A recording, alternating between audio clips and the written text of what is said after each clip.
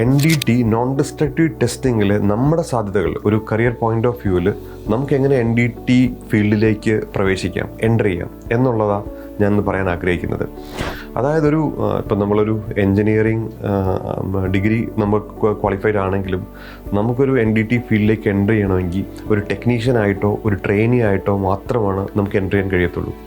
അങ്ങനെ നമ്മളൊരു ടെക്നീഷ്യനായിട്ടോ ട്രെയിനി ആയിട്ടോ നമുക്ക് ഈ ഫീൽഡിലേക്ക് എൻ്റർ ചെയ്യാൻ നമുക്ക് വേണ്ട സർട്ടിഫിക്കേഷൻ എന്ന് പറയുന്നത് ASNT Level II സർട്ടിഫിക്കേഷനോ അല്ലെങ്കിൽ PCN Level I സർട്ടിഫിക്കേഷനോ ആണ്.